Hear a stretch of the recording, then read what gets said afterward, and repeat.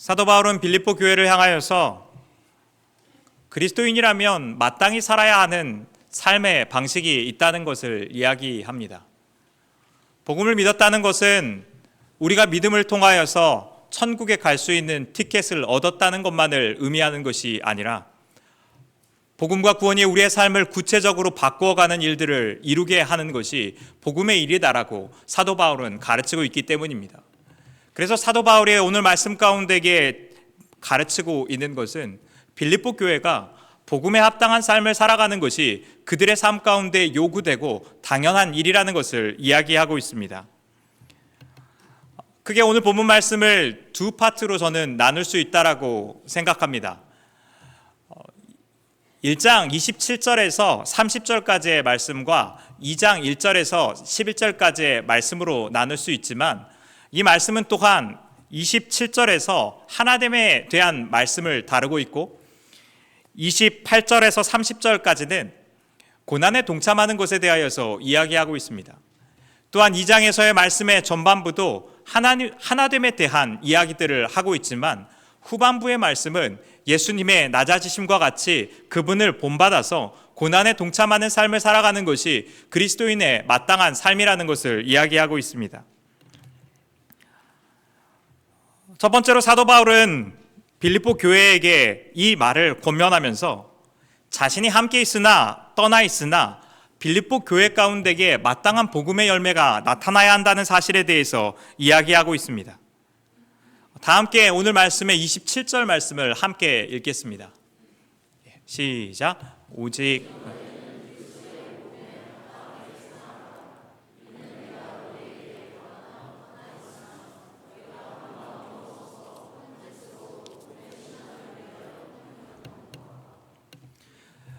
복음에 합당한 생활에 대한 전제는 바울의 있음과 없음과 상관없이 그들의 삶이 그리스도께 뿌리내려서 살아가는 삶의 방식이어야 한다는 것을 이야기하고 있습니다. 사도 바울은 빌립보 교회와 매우 긴밀한 관계를 가지고 있었습니다. 바울과 실라가 빌립보를 방문하였을 때에 그는 자색 옷감 장사인 루디아를 만났고 그에게 복음을 전하고 세례를 주는 일을 했습니다. 빌립보 도시에서 점치는 귀신 들린 여종을 쫓아낸 일이 있었는데 이 일로 인하여서 바울과 실라는 옥에 갇히게 되고 이 사건으로 말미암아 간수 한 사람과 그 가족이 예수님을 믿게 되는 일을 경험하게 됩니다. 아마도 이 자주장사 루디아와 간수는 빌립보 교회의 핵심적인 멤버였을 것입니다. 교회가 세워지는 것에 결정적인 계기를 제공하고 교회를 섬겼던 것이 사도 바울의 매우 본질적인 사역이었지만 사도 바울이 관심을 가지고 있는 것은 바울이 이 사역의 중심이 되는 것이 아니라 그리스도께서 이 사역의 중심이 되는 삶이 빌립보 교회 가운데에 나타나야 한다는 것을 이야기합니다. 이 말을 함축적으로 담고 있는 이야기가 내가 있을 때나 떠나 있을 때나 그들이 그리스도 안에 서야 한다는 것을 말하고 있다는 겁니다. 빌립보 교회가 구원을 얻은 것은 바울의 희생으로 말미암아 구원을 얻은 것이 아닙니다. 바울이 순종하여서 그들 가운데 생명을 준 것이 아니고 바울이 헌신하여서 이 교회가 부활 생명을 얻은 것이 아닙니다. 빌립보 교회가 서게 된 것은 그리스도로 말미암아 서게 된 것입니다. 그리스도께서 자기 생명과 피값을 주시고 이 교회를 사셨기 때문입니다. 그리스도께서 그 사랑 가운데 교회를 자라게 하고 성장하게 하는 것이 그리스도의 역사이기 때문입니다. 그래서 교회는 사역자가 아니라 그리스도를 중심으로 세워져야 한다는 것입니다. 탁월한 사역자는 성도들로 하여금 하나님을 바라보게 합니다. 자신을 바라봐서 나의 중요함을 이곳 가운데 입증하는 것이 아니라 하나님께서 그들의 삶 가운데 어떻게 역사하시고 하나님께서 그들의 삶을 어떻게 인도하시는지를 경험하여서 알게 하는 것이 건강한 사역자들이 해야 하는 일이라는 것입니다. 교회의 영적 지도자들은 하나님께서 우리에게 베풀어 주신 선물입니다. 하지만 그들이 마음을 다하여서 정말 바라는 것은 사람들이 그리스도 안에 서가는 것입니다. 우리의 사역 가운데에서 우리는 어떠한 리더십을 발휘하고 있는지를 또한 살펴보아야 합니다. 누군가가 자신을 의존하게 되는 것은 처음에는 매우 부담스러운 일입니다. 하지만 시간이 지날수록 우리는 나에게 의존하고 있는 사람에게 의존하게 됩니다. 나에게 의존하고 있는 누군가가 그리스도 안에 세워져 가는 것이 우리 사역의 목적인 것을 우리는 기억해야 합니다. 우리가 리더십을 발휘하는 것은 상대방이 나를 더 의존하게 하여서 나의 중요함을 다시 한번 확인하기 위해서가 아니라 그리스도께서 영광받고 사람들이 예수 그리스도의 제자로 세워져 가는 것이 우리 사역의 목적이기 때문입니다. 우리의 구역 사역과 부서 사역에서 우리는 이 사역을 통하여서 나에게 의존적인 구역을 만들어가고 있는지, 나에게 의존적인 부서를 만들어가고 있는지를 우리는 반드시 물어야 합니다. 우리의 가정 가운데에 자녀들이 하나님 앞에 서서 살아계신 하나님을 경험하도록 우리는 성장하게 하고 있는지, 아니면 내가 없을 때에는 하나님과 상관없는 삶을 살아가도록 키워가고 있는지 우리는 물어야 한다는 것입니다. 건강한 리더십은 하나님 앞에 사람을 세워가는 것입니다. 건강한 리더십은 교회가 주님 앞에 바로 서게 하는 것이 건강한 리더십들이 해야 하는 일이라는 것입니다. 사람들의 의존함에 쾌감을 느끼고 있는 우리 자신을 보았을 때에 그것은 사역자 자신이 하나님이 우리의 정체성이 되어서 주님이 앞에 서 있는 것이 아니라 마음으로 사람들을 의존하고 있다는 영적인 적신일 수 있다는 것입니다. 우리는 그리스도로 말미암아 구원을 얻었기에 사람들의 인정이나 의존을 통하여서 스스로를 증명하는 것이 아니라 그리스도의 십자가 안에서 우리가 발견되어졌고 그리스도의 십자가를 통하여서 세워져 가는 것이 복음의 원리가 우리에게 가르치는 것이기 때문입니다. 누군가의 삶에서 더 중요한 존재가 되려고 하는 우리의 시도가 주님 앞에 서 있는 것인지를 우리는 하나님 앞에 보아야 합니다. 오늘 본문 말씀의 27절 가운데에서 강조하고 있는 복음에 합당한 생활의 모습은 결국은 이 일관된 모습이 한 마음으로 나타나야 한다는 것을 말하고 있습니다. 27절에서 사도 바울은 너희가 한 마음으로 서서 한 뜻으로 복음의 신앙을 위하여서 협력하라고 말하고 있습니다. 서다라고 번역되어져 있는 이 단어는 stand firm, persist, persevere라는 뜻을 갖고 있어서 단순히 서다라는 것을 의미하는 것보다는 굳게 서는 것, 지속적이고 일관된 모습으로 서는 것을 나타낸다라고 할 수 있습니다. 복음이 맺는 모습은 한 마음을 지속적이고 일관되게 이루어가는 것입니다. 협력한다라고 되어져 있는 이 번역은 다른 이와 함께 분투하는 것 혹은 열심을 내는 것을 의미합니다. 사도 바울은 복음에 합당한 생활이 한 마음으로 굳게 서서 또한 한 마음으로 함께 복음의 믿음을 위해서 열심을 내는 것이 복음에 합당한 삶의 모습이라는 것을 말하고 있습니다. 사도 바울은 자신이 떠나 있을 때든 함께 있을 때든 빌립보 교회가 복음을 향한 한 마음 가운데에서 굳건히 서는 것을 원하고 있다는 것입니다. 이러한 가르침은 2장 1절에서 4절 가운데서도 반복적으로 이야기되고 있습니다. 오늘 본문 말씀 2장 1절에서 4절을 함께 읽겠습니다. 시작. 그러므로 그리스도 안에서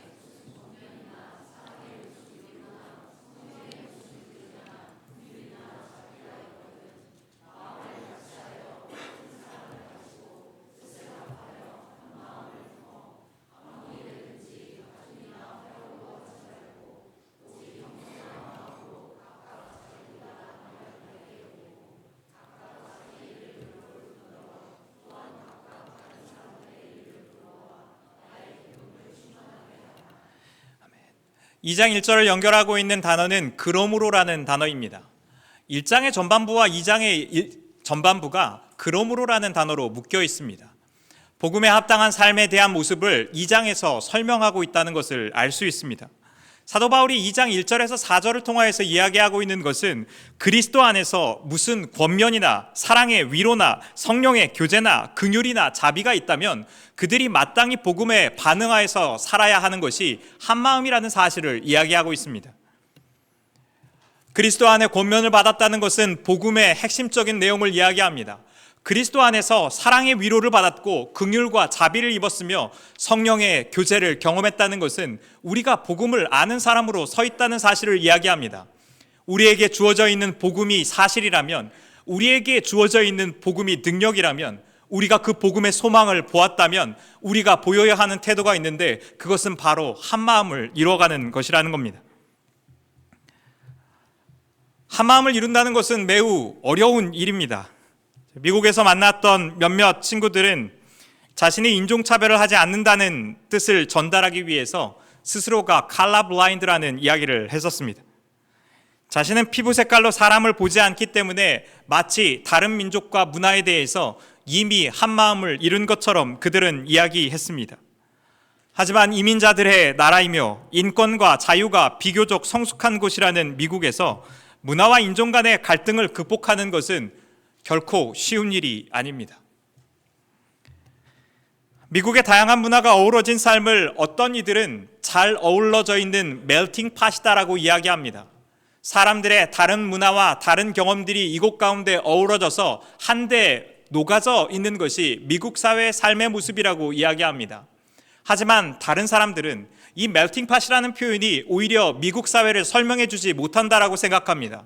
미국 사회는 오히려 멜팅 팟이 아니라 샐러드 볼과 같다라고 이야기합니다. 시간이 지나도 어우러지지 않고 시간이 지나도 섞여지지 않는 샐러드와 같이 각자 존재하는 것이 오늘날 미국 사회의 모습이라고 이야기하고 있는 겁니다. 교회의 현실도 이와 같은 것을 보게 됩니다. 예수 그리스도가 우리의 주인이 되었고 그리스도께서 우리의 본이 되어서 우리가 그리스도 안에서 한 마음을 완전히 이루는 것이 우리의 삶의 방식이 아니라 우리 각자가 한 마음을 이루지 못한 채 교회 안에 남아있는 것을 우리는 너무나 자주 보기 때문입니다. 결혼해서 친밀한 관계를 가지며 수년 동안 무수한 대화를 하는 아내와 남편도 한 마음을 이루기 어렵고 한 지붕에서 자라가면서 한 부모 밑에서 성장하면서도 식사 메뉴 하나 정하는 게 어려운 것이 사람 마음인데 천갈래 만갈래 갈라져 있는 사람의 마음을 하나로 모은다는 것은 마치 불가능한 일처럼 보이기 때문입니다. 그런데 오늘 본문 말씀은 복음에 합당한 삶의 방식은 이 일들을 이루어가는 것이다라고 이야기합니다. 그리스도를 닮아가는 모습, 그리스도를 따라가는 모습을 통하여서 우리의 삶 가운데에서 하나됨이 나타나는 것이 복음의 당연한 결과라는 것입니다. 구원의 본질은 하나님과 인간의 깨어진 관계를 다루는 것이었습니다. 하나님과 우리가 분리되어 있지만 그분 안에서 사랑의 관계 가운데 회복되었던 것을 구원은 이야기합니다. 또한 그 하나님과의 회복되어져 있는 관계가 이웃과의 관계를 회복하는 것이 구원의 역사라는 것을 말하고 있습니다. 정말로 우리가 하나님과 회복된 관계를 이루고 있다면, 하나님과 사랑의 관계를 이루고 있다면 우리의 이웃과 하나됨을 이루고 사랑의 관계를 이루는 것은 마땅한 구원받은 자들이 맺어야 하는 삶의 열매라는 것입니다. 오늘 본문 말씀의 3절에서는 사실은 왜 이 같은 사랑을 품는 것이 어려운지에 대해서 설명하고 있습니다. 3절은 다툼이나 허영으로 하지 말라라고 이야기합니다. 3절에서 다툼이라고 번역되어져 있는 이 단어는 선거운동이나 자리에 아주 강한 흥미를 가지고 있는 것을 말합니다. 자기 자신을 앞세우려는 욕망, 이기적인 야망, 자기중심적인 야망, 자기 유익을 뜻하는 단어라고 볼 수 있습니다. 결국 자기중심적인 태도와 욕망을 가지는 것이 교회의 한마음을 방해하는 치명적인 독소라는 것을 이야기하고 있는 겁니다. 허영이라고 번역되어져 있는 이 단어는 신약성경에서 한 번만 사용된 단어입니다. 이것은 헛된 영광, 헛된 자만심을 뜻하는 단어로서 자신에 대해서 부풀려진 인식을 가지고 스스로의 모습을 보는 태도를 말합니다. 자기 욕망과 이익이 우선되고 스스로에 대해서 부풀려지고 뒤틀린 시선으로 바라보는 것 가운데에서 하나됨과 연합은 존재하지 않는다는 것입니다. 다툼과 허영은 자기 기만과 교만으로 점철되어서 공동체를 파괴합니다. 이기적인 야망에 이끌린 사람들은 점잖음과 겸양을 가장하고 있지만 그가 가는 곳마다 분열이 일어나고 미움과 다툼이 일어나게 됩니다. 누가복음 18장에서 성전에 올라간 바리새인과 세리의 기도는 이러한 모습을 잘 보여줍니다. 바리새인은 서서 따로 기도하면서 하나님이여, 나는 다른 사람들 곧 토색, 불의, 간음을 하는 자들과 같지 아니하고 이 세리와도 같지 아니함을 감사하나이다. 나는 일회에 2번씩 금식하고 또 소득의 11조를 드리나이다 라고 고백합니다. 바리새인은 자신의 차별화된 종교적인 열심을 들어서 하나님 앞에서 스스로 의롭다함을 인정받고자 했습니다. 반면 세리는 멀리 서서 감히 눈을 들어 하늘을 쳐다보지도 못하고 가슴을 치면서 하나님이여 불쌍히 여기소서 나는 죄인이로소이다 라고 고백합니다. 예수님께서는 바리새인이 아닌 이 세리를 의롭다 여김을 받았다라고 말씀하십니다. 비교적 경건함과 하나님을 따르는 열심, 사회적이고 종교적으로 의로움이 보장되어져 있는 열심 있는 종교인이었던 바리새인이 아니라 하나님께 의로움을 입은 것이 사회적으로도 종교적으로도 모든 이가 죄인이라 여기는 이 세리가 의로움을 입었다라고 말하고 있는 것입니다. 바리새인은 자기 기만과 허영에 사로잡혀서 자신을 바라보는 사람들입니다. 바리새인의 자기중심적인 태도에서 세리는 더 이상 바리새인의 이웃이 아닙니다. 바리새인은 세리에게 연민이나 사랑을 느껴야 하는 어떠한 이유도 찾지 못합니다. 그저 그들은 바리새인 자신의 의로움을 하나님께 증명하기 위한 도구로 자기 이웃을 사용하고 맙니다. 자기중심적인 태도가 공동체의 하나됨을 철저하게 무너뜨리는 이유가 여기에 있습니다. 그곳에는 정직한 자기 성찰이나 이웃을 향한 사랑과 진정한 섬김은 찾아볼 수 없습니다. 자기중심적인 사람의 마음에는 하나님의 자리도 이웃의 자리도 찾아볼 수 없기 때문입니다. 고린도전서 3장에서 사도 바울은 영적으로 미성숙한 태도들을 이야기하면서 파당과 분파로 나뉘어진 것을 경고합니다. 사도 바울은 아볼로파와 바울파 등의 여러 당파로 사분오열하여 갈등하고 있는 고린도 교회가 영적인 미숙함을 가진 젖먹이에 불과할 뿐 아니라 육신에 속한 자들이라고 말합니다. 분열과 갈등 가운데 있는 사람은 영적인 미숙함을 가진이라고 사도 바울이 말하는 이유가 여기에 있습니다. 자신을 통하여서 그리스도를 나타내고 그리스도를 닮아가는 삶 가운데에서 삶을 드리는 것이 아니라 스스로를 나타내기 위하여서 열심을 내는 사람들이기 때문입니다. 자신을 드러내기 위하여서 샬롬을 깨뜨리고 그리스도의 사랑을 깊이 있게 이해하지 못하는 사람들이 이러한 모습을 나타내기 때문입니다. 복음을 알지 못하고 복음에 합당한 삶도 살아가지 못하는 사람들이 자기중심적인 태도 가운데에 나타납니다. 복음은 하나님의 사랑받을 자격이 없는 우리를 사랑하였음을 이야기합니다. 복음을 아는 사람들은 자신이 자격 없음에도 불구하고 하나님께서 자신을 사랑하셨다는 사실들을 믿는 사람들입니다. 내가 자격이 없음에도 불구하고 하나님의 사랑을 받았기에 자격 없는 누군가를 향하여서 하나님의 사랑으로 그들을 대하게 하는 것이 복음이 우리의 삶 가운데에 나타나는 일이기 때문입니다.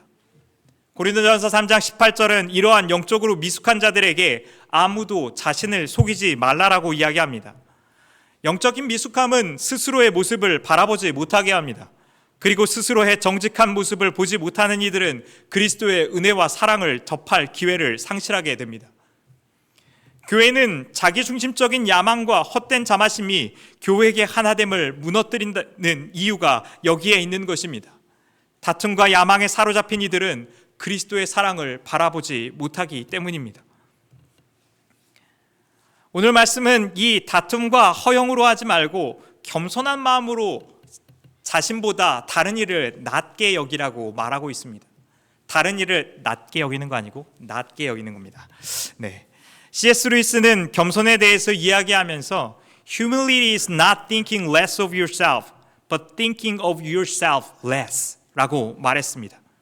겸손은 자신이 다른 사람보다 부족하다고 생각하는 것이 아니라 자기 자신에 대하여서 적게 생각하는 것이다라고 말한 것입니다. 겸손이 자기중심성에서 벗어나서 상대방의 참된 가치를 하나님 앞에서 발견하게 하고 자신의 모습을 정직하게 바라볼 수 있는 용기임을 C.S. 루이스는 말하고 있는 것입니다. 한국 문화에서 자신의 잘남을 드러내놓고 말하는 사람은 많지 않습니다. 그러나 거짓 겸손으로 자신을 낮추면서 사실은 상대방을 왠지 모를 불편감에 사로잡히게 합니다. 다른 이에 비해 자신을 낮추는 척하지만 사실은 마음 한가운데에서는 비교의식이 사로잡혀 있습니다. 이러한 마음은 열등감과 우월감을 오가면서 다른 이에 대한 쓴뿌리를 마음에 품게 합니다.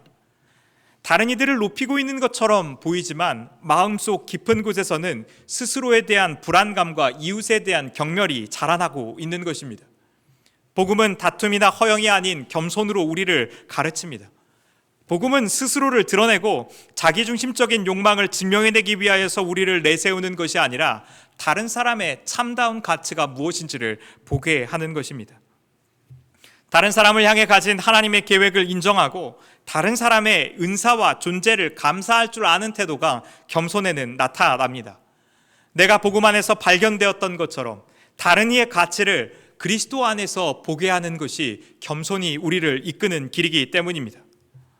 오늘 본문 말씀의 4절은 자기중심적인 사람들은 자기 일들을 돌보지만 겸손의 삶을 살아가는 사람들은 자기의 일을 돌본 뿐더러 다른 사람의 일을 돌본다라고 이야기합니다.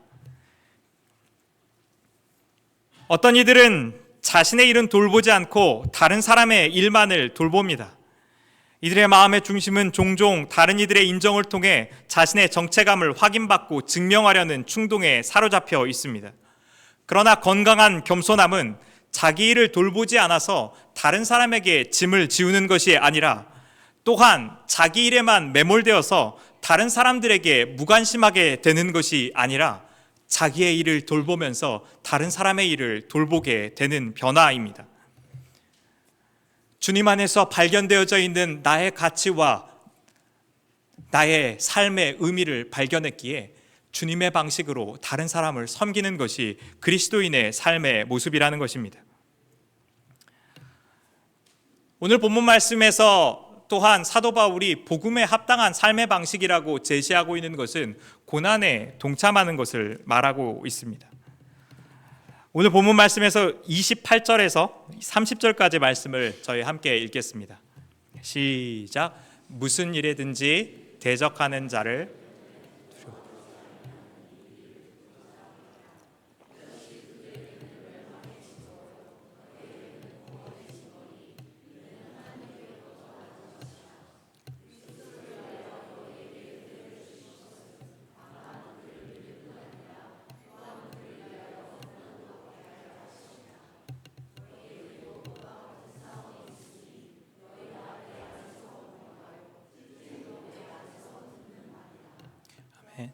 아멘. 사도 바울은 자기 안에 있는 한 싸움에 대해서 이 말씀을 통하여서 이야기합니다. 이 싸움은 대적하는 자들에 대하여서 두려움 가운데 사로잡히는 것이 아니라 구원의 증보로서 고난에 동참하는 삶의 방식을 이야기하고 있습니다. 우리가 구원을 믿음으로 말미암아서 천국에 가는 것이다라고 말하는 것을 정면으로 반박하고 있는 말씀이 오늘 말씀 가운데 있는 것입니다. 29절의 말씀이 그리스도를 위하여서 은혜를 주신 것이 믿음에서 그치는 것이 아니라 그와 함께 고난을 받게 하는 것이, 고난을 통하여서 예수 그리스도의 섬김에 동참하게 되는 것이 그리스도인의 마땅한 삶의 방식이라는 것을 본문 말씀은 이야기하고 있습니다. 복음을 받아들이는 것은 예수 그리스도를 닮아가는 삶으로서의 변화입니다. 나의 삶을 통하여서 이전에 주장하던 나의 모습을 바라보는 것이 아니라 하나님께서 우리의 삶을 증명하셨고 하나님께서 우리의 삶을 사랑하심으로 말미암아서 예수 그리스도께서 전적으로 하나님의 말씀 가운데 순종하셔서 자기를 내어주었던 것처럼 우리의 삶을 들여서 하나님의 말씀에 전적으로 순종하는 삶의 변화가 바로 복음에 나타나는 일이기 때문입니다. 그래서 오늘 본문 말씀의 2장 5절에서 11절의 말씀은 예수 그리스도의 본을 통하여서 우리가 마땅히 품어야 하는 삶의 태도와 모습이 무엇인지에 대해서 이야기하고 있는 것입니다. 오늘 본문 말씀의 2장 5절에서 8절까지의 말씀도 한 번 더 읽겠습니다. 시작. 너희 안에 이 마음을 품으라. 곧 그리스도 예수의 마음이니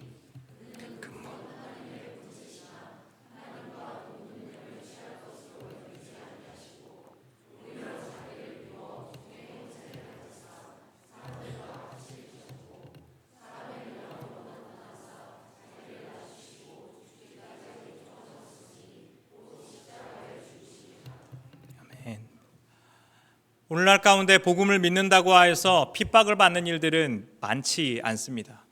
앞으로의 세상은 어떨지 모르겠지만 지금 미국 사회에서 종교로 인하여서 우리의 삶 가운데 고난을 받게 되는 일은 매우 적다라고 할 수 있습니다.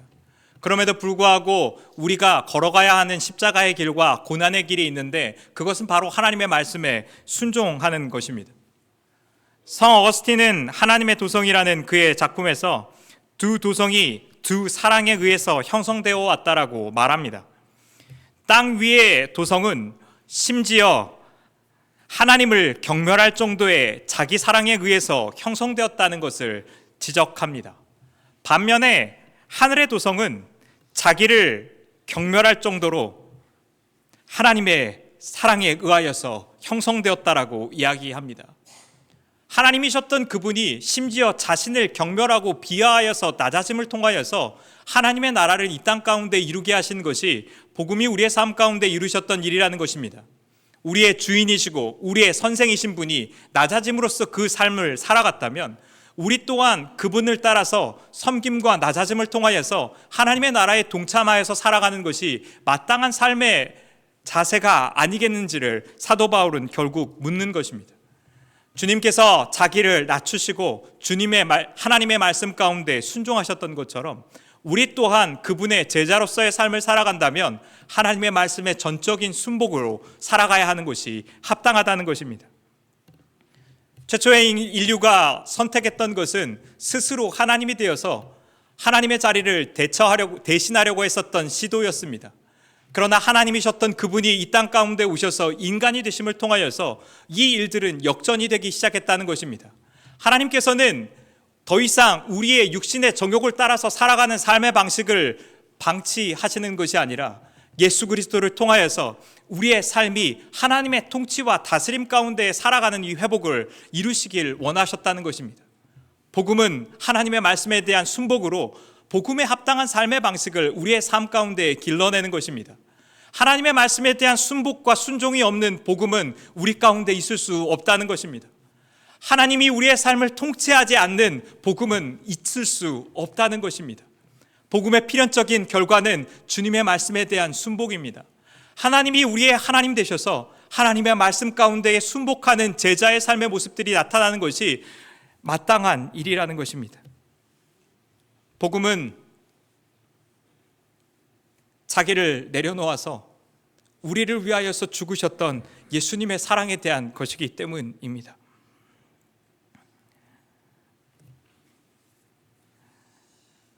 오늘 본문 말씀은 우리의 순종과 자기 비하가 우리의 인생을 멸망 가운데 두는 것으로 끝나지 않는다는 것을 이야기하고 있습니다. 하나님께서는 예수 그리스도를 십자가의 죽음 가운데 내버려 두셨던 것이 아니라 그를 죽음 가운데 일으키셔서 부활 생명과 하늘의 영광 가운데 두셨기 때문입니다. 하나님은 우리가 순종하여서 죽기를 선택하고 자기를 부인하기로 시작하였을 때에 우리의 삶이 소멸되어지는 자들처럼 여기지 않을 것이라는 것을 오늘 본문 말씀은 말하고 있습니다. 주님은 그리스도를 일으키셔서 부활 생명 가운데 이루셨던 것처럼 주님은 그리스도를 수치에서 영광으로 옮기셨던 것처럼 우리의 삶을 또한 죽음에서 생명으로 옮기시고 부활 생명으로 우리의 삶을 충만하게 하셔서 수치가 아닌 영광으로 우리의 삶을 회복하시는 것이 복음이 우리에게 전하고 있는 소망이기 때문입니다. 하나님의 통치와 다스림을 말한다면 주님이 우리를 일으키시고 회복하실 것을 신뢰하면서 살아가는 것입니다. 우리가 자기 자신을 내어주어서 주님의 뜻대로 우리의 삶을 사용하기로 결정하였을 때에 하나님은 그 일들을 이루실 것이기 때문입니다. 우리 교회의 표어는 오랜 기간 동안 제자 삼는 교회가 될 것입니다. 예수님을 따르는 제자로서의 삶을 결단하고 하나님의 말씀 가운데 순복하는 것이 이 교회의 정체성이 될 것이라는 겁니다. 반복적으로 제자 훈련과 말씀과 집회와 여러 모임들을 통하여서 하나님께서 여러분에게 요구하시는 순종이 무엇인지를 살펴보십시오. 순종의 반응과 변화가 없이 우리는 그리스도인이라는 이름을 얻을 수 없을 것입니다. 성도라는 거룩한 이름은 하나님에 대한 전적인 순복 없이 이루어지지 않는다는 것입니다. 저는 제자 훈련을 통하여서 하나님께서 저에게 반복적으로 말씀하시는 것들이 있습니다. 저는 중독에 매우 취약한 사람입니다. 제 아내가 저에게 하는 이야기가 얼마 전에 이런 이야기를 하더라고요. 당신은 늘 언제나 무언가에 중독되어 있는 것 같다고 말하는 겁니다. 페이스북을 너무해서 페이스북을 끊었더니 유튜브를 하게 됩니다. 유튜브를 끊었더니 넷플릭스를 보게 됩니다. 마음의 중심 가운데에서 하나님을 사랑하고 주님 안에서 쉼을 누리는 것보다는 스트레스와 고통을 느낄 때에 하나님이 아닌 다른 것을 향하여서 도피하는 마음들이 제 마음 가운데 있는 것입니다. 주님이 그래도 한 번 더 용서하시겠지라는 생각으로 살고 있는 저에게 하나님 계속해서 도전하신다라는 생각을 갖게 되었습니다. 주님이 이 문제를 다루시기까지 결코 포기하지 않으실 것이라는 것을 조금씩 직감하고 있는 것 같습니다. 여러분의 삶 가운데서 하나님은 어떤 순종을 요구하고 계십니까? 시간과 재정을 하나님의 뜻 가운데에서 사용하는 것을 주님 요구하고 계시지는 않습니까? 남편과 아내 가운데에서 사랑과 존중으로 자기를 내어주는 죽음을 주님께서 요구하시지는 않습니까? 자녀에 대하여서 짜증 섞인 지도가 아니라 사랑과 긍휼의 권면들을 던져서 아이들을 믿음 가운데에 세워야 한다는 것을 하나님께서 여러분에게 도전하고 계시진 않습니까? 소그룹과 직장과 가정 가운데에서 하나님이 원하시는 참된 예배자의 모습을 회복하길 원한다고 주님이 말씀하고 계시진 않습니까? 매일의 삶 가운데에서 하나님의 말씀이 우리의 삶의 깊은 뿌리로 자리 잡아야 하기에 매일 아침 주님의 말씀 앞에 서기 위하여서 여러분 씨름하고 있지는 않으십니까? 주님이 여러분의 삶의 어떠한 스테이지, 어떠한 삶의 자리 가운데 요구하시든지 우리에게 필연적으로 나타나는 것은 예수님을 닮아가는 삶의 변화가 일어나야 한다는 것입니다. 그 일들은 때로 우리의 삶 가운데에 더디게 나타나는 것 같습니다. 때로 그 일들이 우리의 삶 가운데에 불가능한 것처럼 보일 때도 있습니다.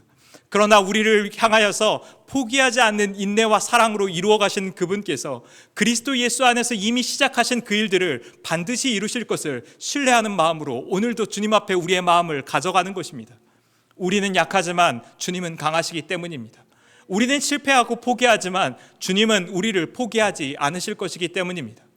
그 하나님의 긍휼하심과 자비하심을 알아서 우리 교회 가운데에 예수님을 닮아가는 그 많은 사람들이 일어나는 참된 제자된 교회가 되는 역사가 저와 여러분 가운데 있기를 주님의 이름으로 축원드립니다. 다음